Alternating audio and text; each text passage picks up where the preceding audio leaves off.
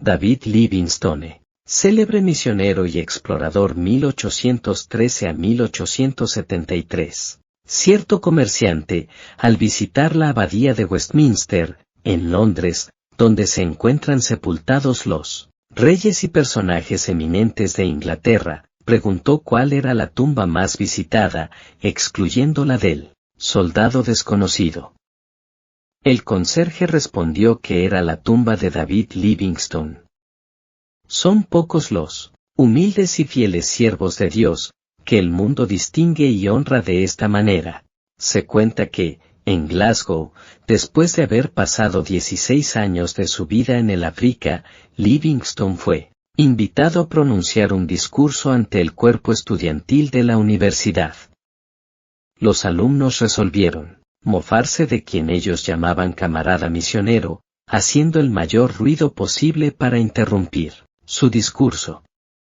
Cierto testigo del acontecimiento dijo lo siguiente: a pesar de todo, desde el momento en que Livingstone se presentó delante de ellos, macilento y delgado, como consecuencia de haber sufrido más de 30 fiebres malignas en las selvas del África, y con un brazo apoyado en un cabestrillo, resultado de un encuentro con un león, los alumnos guardaron un gran silencio. Oyeron, con el mayor respeto, todo lo que el orador les relató, y como Jesús le había cumplido su promesa: he aquí yo estoy con vosotros todos los días, hasta el fin del mundo. David Livingstone nació en Escocia. Su padre, Neil Livingstone, acostumbraba a relatar a sus hijos las proezas de 8 generaciones de sus antepasados. Uno de los bisabuelos de David tuvo que huir, con su familia, de los crueles partidarios de los pactos o covenanters a los pantanos y montes escabrosos donde podían adorar a Dios en espíritu y en verdad. Pero aun esos cultos que se realizaban entre los espinos y a veces sobre el hielo, eran interrumpidos de vez en cuando por la caballería, que llegaba galopando para matar o llevarse presos tanto a hombres como a mujeres. Los padres de David educaron a sus hijos en el temor de Dios. En su hogar siempre reinaba la alegría y servía como modelo ejemplar de todas las virtudes domésticas. No se perdía una sola hora de los 7 días de la semana, y el domingo era esperado y honrado como un día de descanso.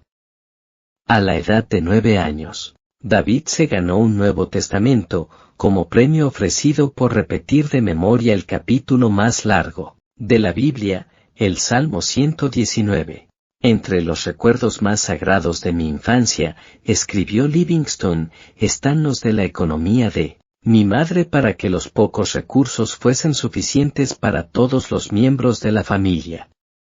Cuando cumplí 10 años de edad, mis padres me colocaron en una fábrica de tejidos para que yo ayudara a sustentar la familia. Con una parte de mi salario de la primera semana me compré una gramática de latín. David iniciaba su día de trabajo en la fábrica de tejidos a las 6 de la mañana y, con intervalos para él, café y el almuerzo, trabajaba hasta las 8 de la noche. Sujetaba su gramática de latín abierta sobre la máquina de hilar algodón y mientras estaba trabajando, estudiaba línea por línea.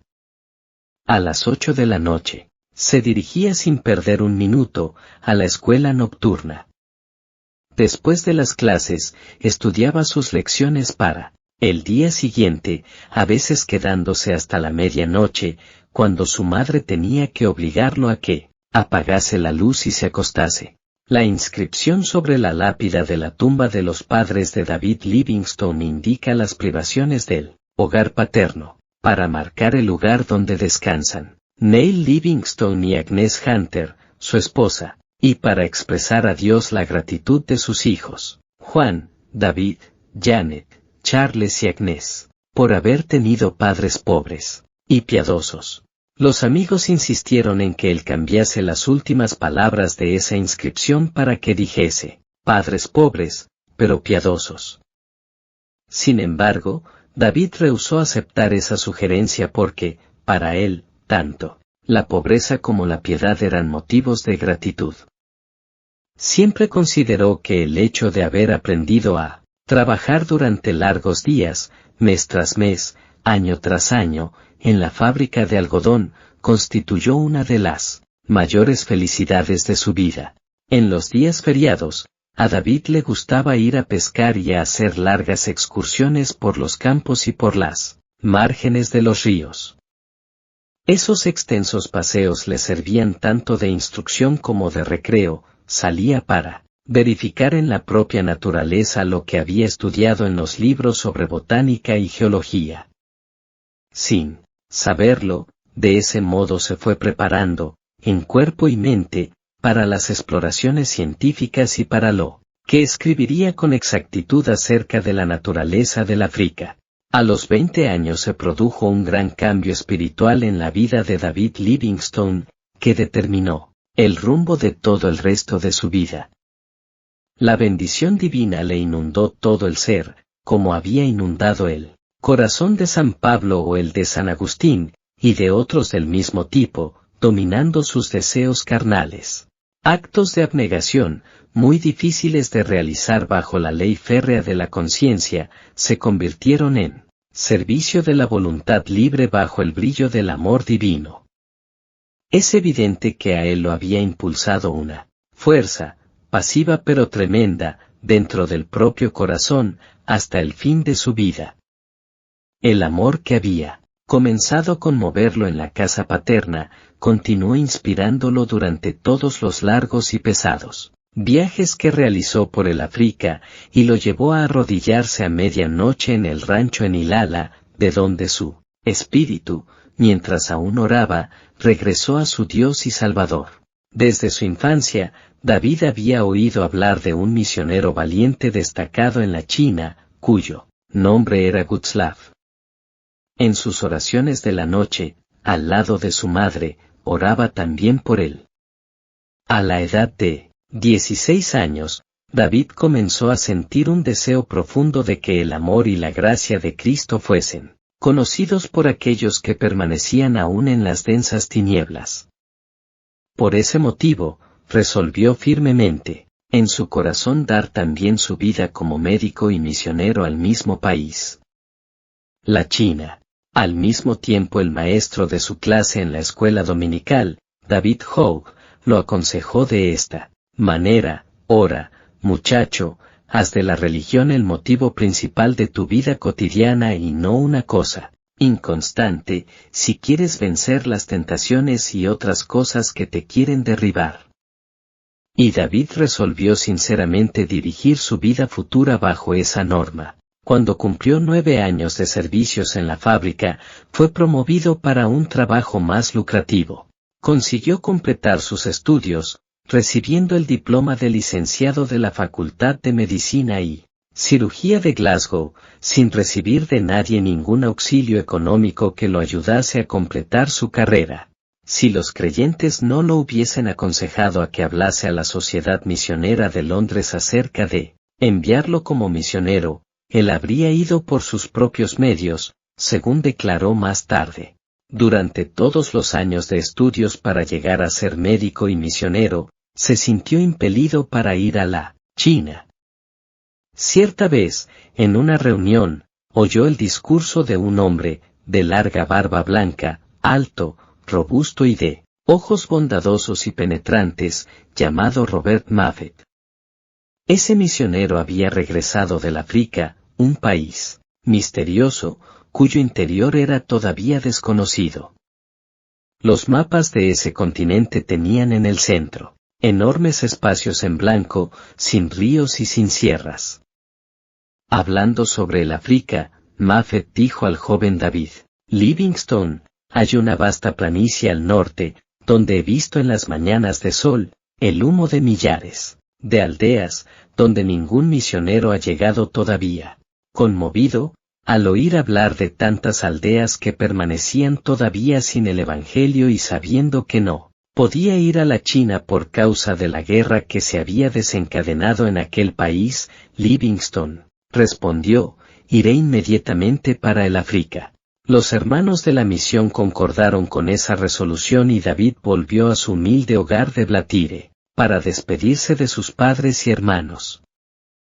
A las 5 de la mañana del día 17 de noviembre de 1840, la familia se levantó. David leyó los Salmos 121 y 135 junto con su familia. Las siguientes palabras quedaron impresas en su corazón, y lo fortalecieron para resistir el calor y los peligros durante los largos años que pasó después en el África. El sol no te fatigará de día, ni la luna de noche. Jehová guardará tu salida y tu entrada desde ahora y para siempre. Después de orar, se despidió de su madre y de sus hermanas y viajó a pie, junto con su padre que lo acompañó, hasta Glasgow. Después de despedirse uno del otro, David se embarcó en el navío para no volver a ver nunca más, aquí en la tierra, el rostro del noble Neil Livingstone. El viaje desde Glasgow a Río de Janeiro y luego a Ciudad del Cabo en el África, duró 3 meses. Pero David no desperdició su tiempo.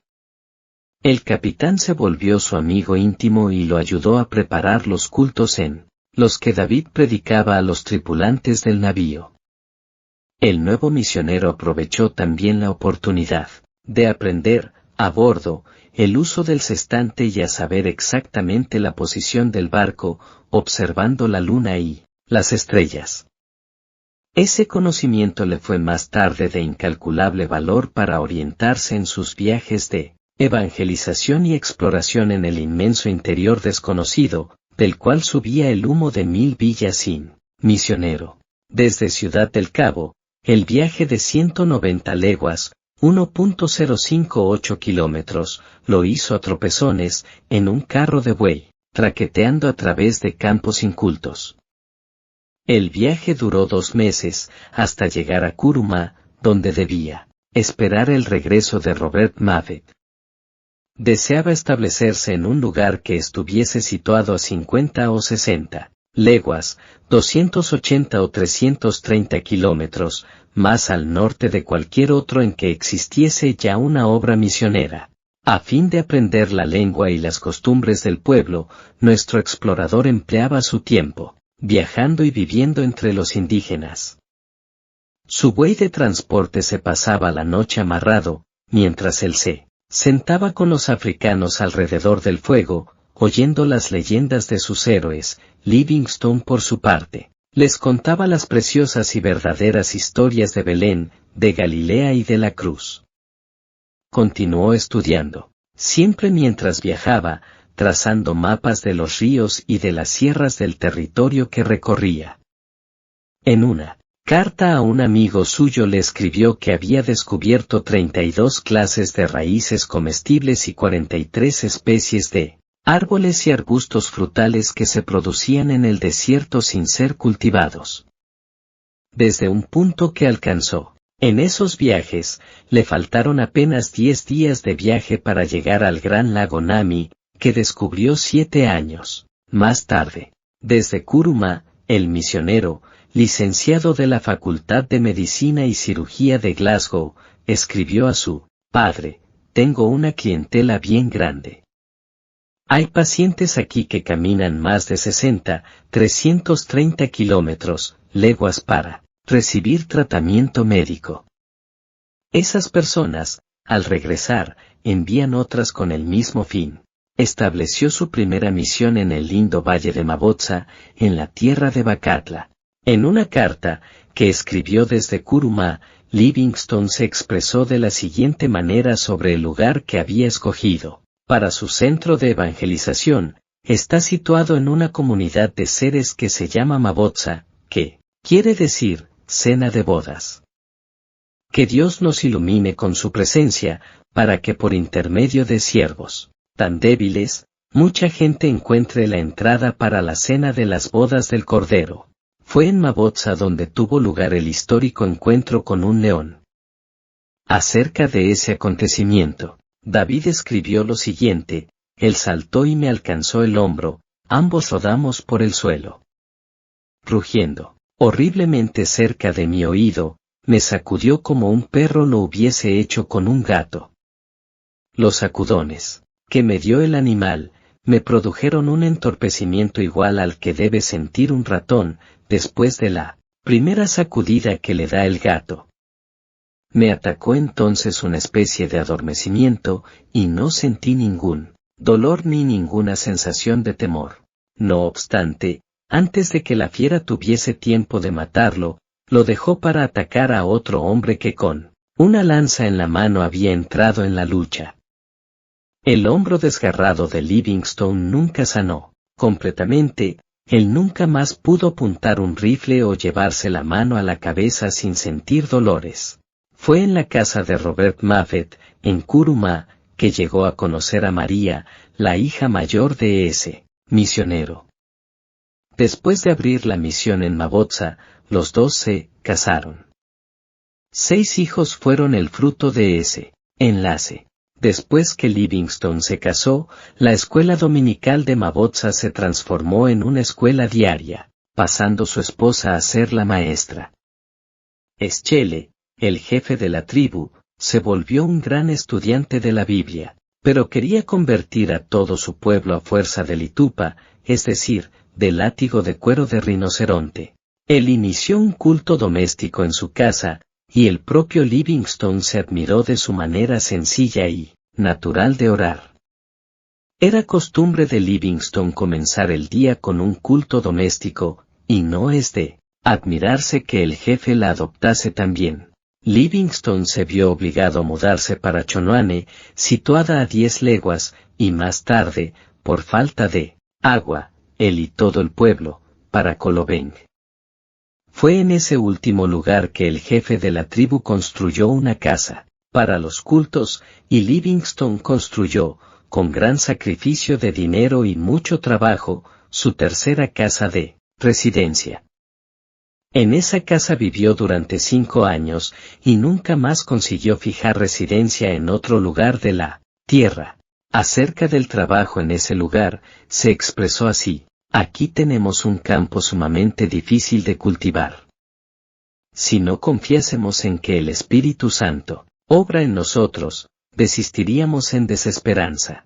A través del desierto de Kalari llegaban rumores de un inmenso lago y de un lugar llamado Umaso, ruidoso, el cual se creía que era una gran catarata de agua. Las sequías lo oprimían tanto en Kolobeng, que Livingstone resolvió hacer un viaje de exploración para encontrar un lugar más apropiado para establecer su misión. Así fue como el 1 de julio de 1849, David Livingstone, junto con el jefe de la tribu, sus guerreros, 3 hombres blancos y su propia familia, salieron para atravesar el gran desierto de Kalari. El guía del grupo, Romotobi, conocía el secreto de subsistir en el desierto cavando con las manos y chupando el agua de debajo de la arena mediante una caña sorbedora. Después de viajar durante muchos días, llegaron al río Souga. Al preguntarles a los indígenas, ellos les informaron que el río tenía su naciente en una tierra de ríos y bosques. Livingstone quedó convencido de que el interior del África no era un gran desierto, como el mundo de entonces suponía, y su corazón ardía con el deseo de encontrar una vía fluvial, para que otros misioneros pudiesen ir y penetrar el interior del continente con el mensaje de Cristo. La perspectiva, escribió él, de encontrar un río que diese entrada a una vasta, populosa y desconocida región, fue creciendo constantemente desde entonces, creció tanto que cuando por fin llegamos al gran lago, ese importante descubrimiento, en sí mismo, nos pareció de poca importancia. Fue el 1 de agosto de 1849 que el grupo llegó al lago Nami. Era un lago tan grande que desde una orilla no se podía ver la orilla opuesta. Habían sufrido largos días de sed atormentadora sin haber podido obtener una sola gota de agua, pero habían vencido todas las dificultades y habían descubierto ese lago, mientras que otros pretendientes, mucho mejor equipados que ellos pero menos persistentes, habían fallado. Las noticias de ese descubrimiento fueron comunicadas a la Real Sociedad Geográfica, la cual le concedió una hermosa recompensa de 25 guineas, por haber descubierto una tierra importante, un importante río y un enorme lago. El grupo tuvo que volver a Kolobeng. Sin embargo, algunos meses después, inició un nuevo viaje para el lago Nami. No quería separarse de su familia y la llevó en un carro tirado por bueyes.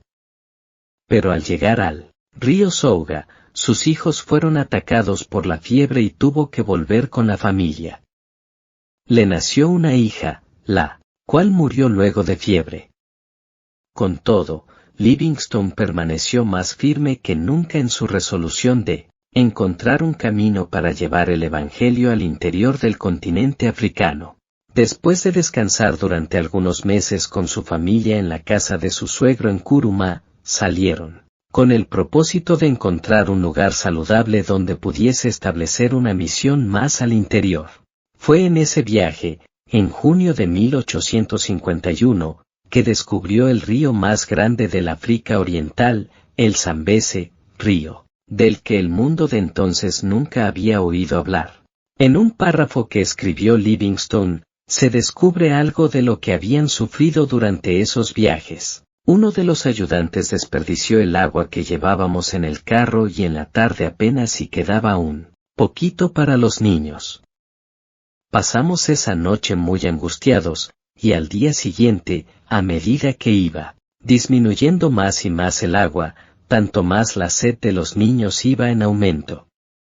El pensar que fuesen a perecer ante nuestros ojos, nos llenaba de angustia.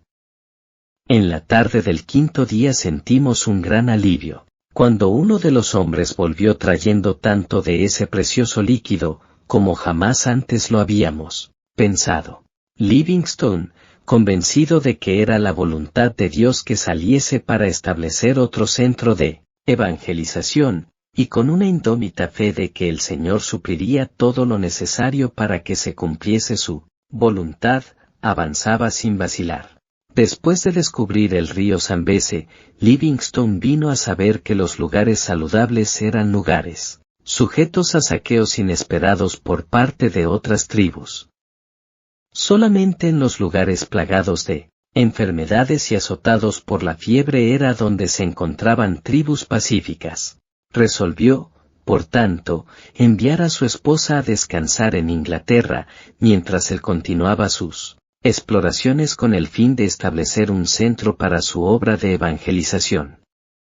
Se veía obligado a establecer tal centro, porque los boers holandeses invadían el territorio, robando las tierras y el ganado de los indígenas y poniendo en práctica un régimen de la más vil esclavitud.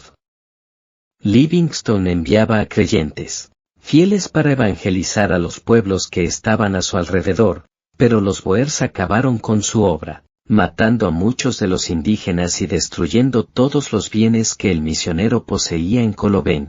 Livingstone llevó a su familia para Ciudad del Cabo, desde donde sus seres queridos se embarcaron en un navío con destino a Inglaterra. Fue en ese tiempo, cuando Dios le proveyó todo lo necesario para que su necesitada familia volviese a Inglaterra, que dijo: «Oh, amor divino, no te amo con la fuerza, la profundidad y el ardor que convienen». La separación de su familia le causó profunda pena, pero, de nuevo, dirigió su rostro heroicamente hacia su meta, que era ir a socorrer a las desgraciadas tribus del interior del África. Había 3 motivos para hacer un viaje de exploración. Primero, quería encontrar un lugar donde residir con su familia en medio de los barotses, para evangelizarlos. Segundo, la comunicación entre el territorio de los barotses y Ciudad del Cabo era muy demorada y difícil, y por lo tanto, quería descubrir un camino para un puerto más próximo. Tercero, quería hacer todo lo posible para influir a las autoridades contra el horrendo tráfico de esclavos. Fue en esa época de su vida que Livingstone, debido a sus hazañas, se volvió mundialmente conocido. En su fervor, deseando que Dios le conservase la vida y lo usase como medio para que el Evangelio penetrase en el continente africano, Livingstone oró así: «Oh Jesús, Te ruego que ahora me llenes de tu amor y me aceptes y me uses un poco para tu gloria. Hasta ahora no he hecho nada por ti, pero quiero hacer algo. Oh Dios, te imploro que me aceptes y me uses, y que sea tuya toda la gloria. Además, escribió lo siguiente: no tendría ningún valor nada de lo que poseo o llegare a poseer, si no tuviese relación con el reino de Cristo. Si algo de lo que poseo puede servir para tu reino, te lo daré a ti, a quien debo todo en este mundo y en la eternidad.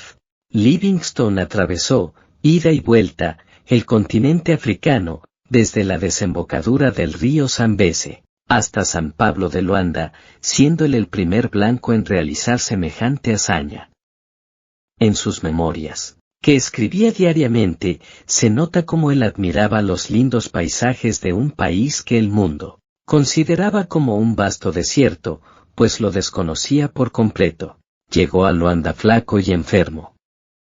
A pesar de la insistencia del cónsul británico para que regresase a Inglaterra, a fin de recuperar la salud quebrantada, él volvió nuevamente por otro camino, para llevar a sus fieles compañeros hasta su casa, conforme les había prometido antes de iniciar el viaje. En ese viaje, Livingstone descubrió las magníficas cataratas de Victoria, nombre que él dio a esas grandes caídas de agua en honor de la reina de Inglaterra. En ese lugar el río Zambeze tiene un ancho de más de 1 kilómetro. Allí las aguas de ese gran río se precipitan espectacularmente desde una altura de 100 metros. Continuó predicando el Evangelio constantemente, a veces a auditorios de más de 1000 naturales del país. Sobre todo, se esforzaba en ganar la estimación de las tribus hostiles por donde pasaba, con su conducta cristiana que era un gran contraste con la de los mercaderes de esclavos. En un periodo de 7 meses, estando acompañado solo de sus fieles macololos, cayó con fiebre en la selva 31 veces. Pero no era solo el sufrimiento físico lo que lo afligía. Sus cartas revelan su angustia moral, al ver los horrores del pueblo africano masacrado y arrebatado de sus hogares, conducido como ganado para ser vendido en el mercado. Desde un lugar alto a donde subió contó 17 aldeas en llamas, incendiadas por esos nefandos mercaderes de seres humanos. Prometió a su esposa que se reuniría con su familia después de 2 años, pero transcurrieron 4 años y medio antes que ella recibiese alguna noticia de él. Por fin, después de una ausencia de 17 años de su patria, regresó a Inglaterra. Volvió a la civilización y a reunirse con su familia, como quien vuelve de la muerte. Antes de desembarcar supo que su querido padre había fallecido. En toda la historia de David Livingstone, no se cuenta un acontecimiento más conmovedor que su encuentro con su esposa y sus hijos. En Inglaterra fue aclamado y honrado como un heroico descubridor y gran benefactor de la humanidad. Los diarios publicaban todos sus actos de valentía. Las multitudes afluían para oírlo contar su historia. El doctor Livingstone era muy humilde. No le gustaba andar por la calle, por temor a ser atropellado por las multitudes. Cierto día, en la calle Regent en Londres, fue apretado por una multitud tan grande, que solo con gran dificultad logró refugiarse en un coche. Por la misma razón evitaba ir a los cultos. Cierta vez, deseoso de asistir al culto, mi padre lo persuadió a ocupar un asiento debajo de la galería, en un lugar no visible para el auditorio. Pero fue descubierto y la gente pasó por encima de los bancos para rodearlo y estrecharle la mano. Una de las muchas cosas que llevó a efecto, mientras permaneció en Inglaterra, fue la de escribir su libro, Viajes Misioneros, obra que alcanzó una enorme circulación, y produjo más interés sobre la cuestión africana que cualquier otro acontecimiento anterior. En el mes de marzo de 1858, a la edad de 46 años, Livingstone, acompañado de su esposa y el hijo menor Osvaldo, se embarcaron nuevamente para el África. Dejando a los dos en casa de su suegro, el misionero Mafet, Livingstone continuó sus viajes. En el año siguiente descubrió el lago Nayase. Recibió también una carta de su esposa desde la casa de los padres de ella, en Kuruma, informándole el nacimiento de una nueva hija. Hacía casi un año. Solo entonces pudo su padre conocer el acontecimiento. Realizó exploración de los ríos Zambeze, Tete y Siré, y la del lago Nayase, con el propósito de saber cuáles eran los puntos más estratégicos para la evangelización, y luego enviaron misioneros desde Inglaterra para que ocupasen esos lugares. En 1862 su esposa se reunió con él, de nuevo, y lo acompañó en sus viajes, pero 3 meses después, falleció víctima de la fiebre, y fue enterrada en una ladera verdeante en las márgenes del río Zambeze. En su diario, Livingstone escribió al respecto de esta manera: la lloré, porque merece mis lágrimas. La amé. Cuando nos casamos y cuanto más tiempo vivíamos juntos, tanto más la amaba. Que Dios tenga piedad de nuestros hijos. Uno de los mayores obstáculos que Livingstone enfrentó en su obra misionera fue el terror de los indígenas al ver un rostro de hombre blanco. Las aldeas enteras en ruinas, fugitivos escondiéndose en los campos de hierba alta, sin tener nada para comer, centenares de esqueletos y cadáveres insepultos, caravanas de hombres y mujeres esposados a los troncos asegurados al cuello, eran conducidos a los puertos. Es difícil concebir la magnitud de la desolación creada por los hombres crueles que participaban del tráfico de la esclavitud. Esos hombres procuraban también, con odio cruel y arte diabólica, acabar con la obra de Livingstone. Finalmente consiguieron por medio de la política de su país, inducir a Inglaterra a que lo llamase de regreso a su tierra. Fue así como Livingstone llegó de nuevo a su patria, después de una ausencia de cerca de 8 años. Los creyentes y amigos de Inglaterra, animados por la visión de Livingstone, comenzaron a orar y a enviarle dinero para que continuase su obra en el continente negro. Y nuestro héroe desembarcó por tercera y última vez en el África, en Zanzíbar. En la expedición que inició en Zanzíbar, descubrió los lagos Tanganika 1867, Moero 1867 y Bangeolo 1868. Pasó 5 largos años explorando las cuencas de esos lagos. La constante oración y el pan de la palabra de Dios fueron su sustento espiritual durante todos esos años de prueba que sufrió, debido a las crueldades de los negociantes de esclavos. Resolvió entonces hacer todo lo posible para descubrir la cabecera del río Nilo y resolver un problema que durante millares de años se había burlado de los geógrafos. Sabía que si descubriese el nacimiento del famoso Nilo, el mundo le daría oídos acerca de la llaga abierta que tenía el África con el comercio de los esclavos. Es interesante conocer lo que él escribió: el mundo cree que yo busco fama, sin embargo, yo tengo una regla, es decir, no leo nada sobre los elogios que me hacen. Él sabía que al acabarse la esclavitud, el continente se abriría para dejar entrar el Evangelio.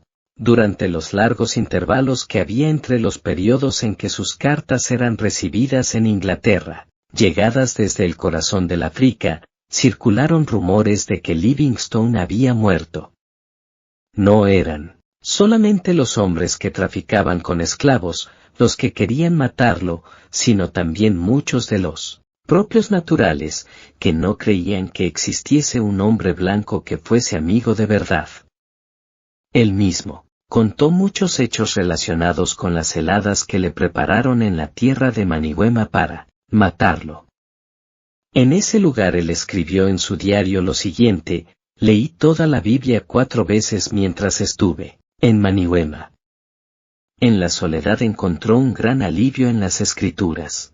Reconocía siempre la posibilidad de perecer en manos de los enemigos, pero siempre respondía así a la insistencia de los amigos: ¿no puede el amor de Cristo constreñir al misionero a que vaya a donde el comercio ilegal lleva al mercader de esclavos? Por primera vez, en los millares de leguas que caminó, los pies del explorador le fallaron.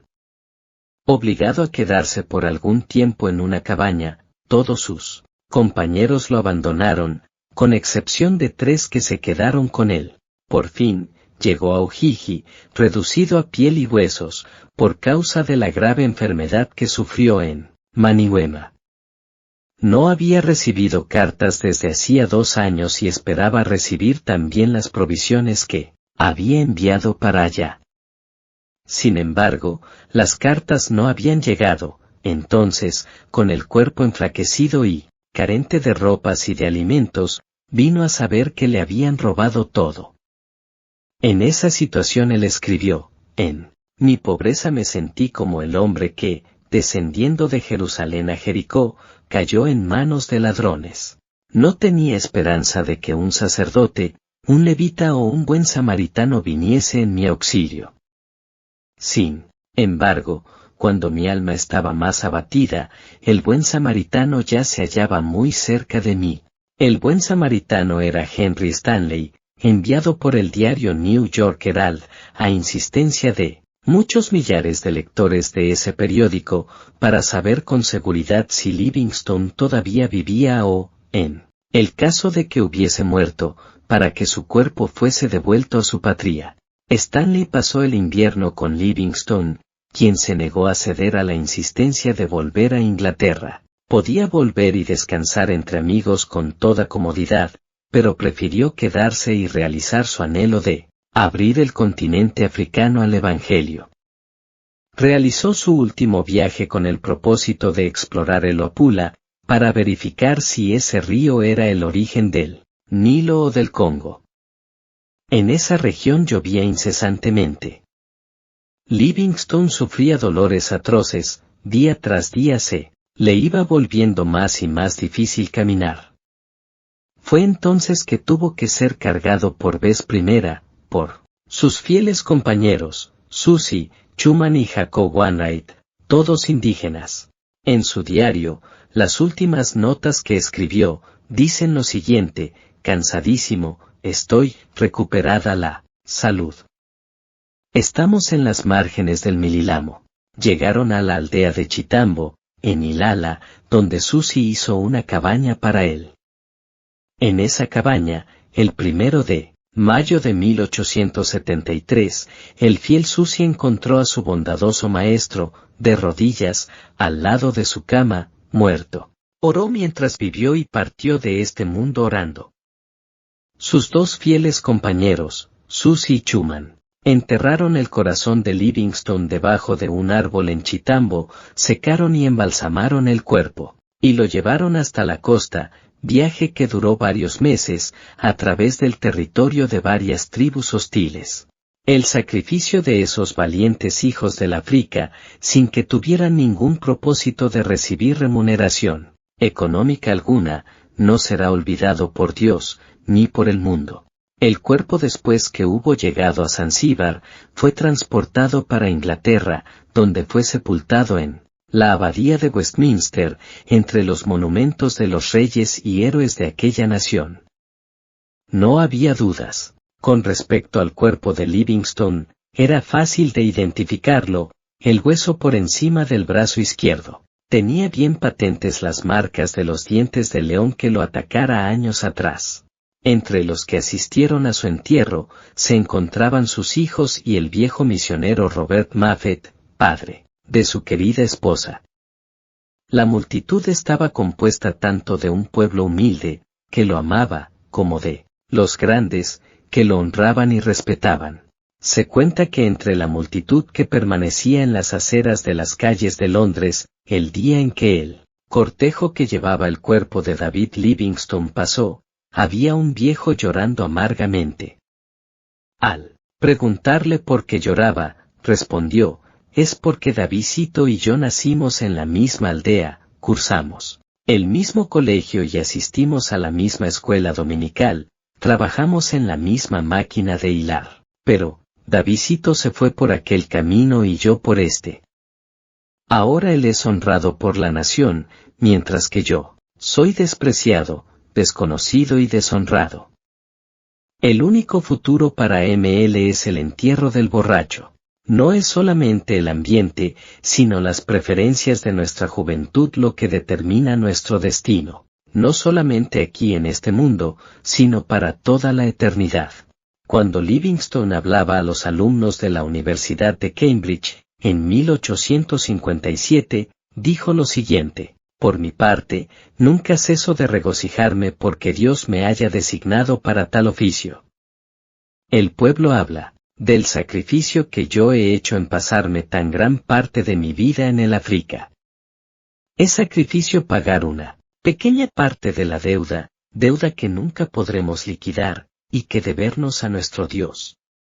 Es sacrificio aquello que trae la bendita recompensa de la salud, el conocimiento de practicar el bien, la paz del espíritu y la viva esperanza de un glorioso destino. No hay tal cosa. Y lo digo con énfasis, no es sacrificio. Nunca hice un sacrificio. No debemos hablar de sacrificio, si recordamos el gran sacrificio que hizo aquel que descendió del trono de su Padre, de allá de las alturas, para entregarse por nosotros. Si Livingstone no se hubiese enfermado, habría descubierto la cabecera del Nilo. Durante los 30 años que pasó en el África, nunca se olvidó del propósito que tenía de llevar a Cristo a los pueblos de ese obscuro continente. Todos los viajes que realizó eran viajes misioneros. Grabadas en su tumba se pueden leer estas palabras: el corazón de Livingstone permanece en el África, su cuerpo descansa en Inglaterra, pero su influencia continúa.